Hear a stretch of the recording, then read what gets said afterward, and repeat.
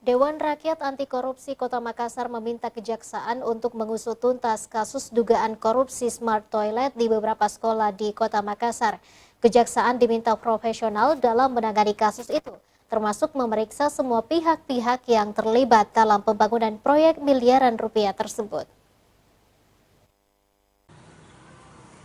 Kasus dugaan korupsi pembangunan smart toilet di 10 sekolah di Kota Makassar kini tengah bergulir di Kejaksaan Pelabuhan Makassar.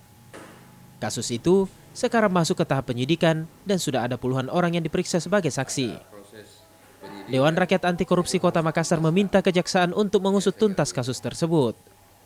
Derak menilai dengan adanya temuan penyidik di lapangan soal fisik bangunan yang bermasalah, maka dipastikan akan ada tersangka dalam kasus smart toilet. Kejaksaan pun diminta profesional dalam menangani kasus tersebut, termasuk memeriksa semua pihak-pihak yang terlibat dalam pembangunan proyek miliaran rupiah ini.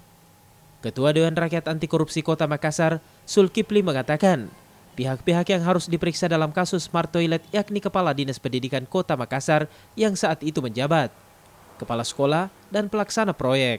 Penyidikan ini harus berjalan tuntas. Kalau sudah ada temuan, BST tidak selesai atau bangunannya tidak selesai atau proyek tidak selesai, bukan lagi dugaan, tapi harus menjadi tersangka dia. Saya yakinnya bahwa yang harus kita sidik pasti pemberi anggaran, dinas. Yang kedua pemegang anggaran, kepala sekolah mungkin. Dan yang ketiga kalau menyangkut bestek, itu pelaksana atau kontraktornya, bestek dan tidak selesainya proyek.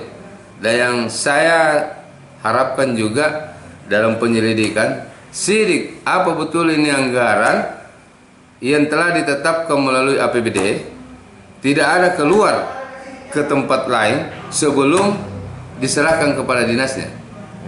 Jangan kita ragu-ragu, jangan sampai anggaran taruhlah 10 miliar, yang diterima cuma 9 miliar, ada 1 miliar yang dibuatkan kwitansi fiktif untuk kepentingan siapa? Nah, itu yang harus diusut.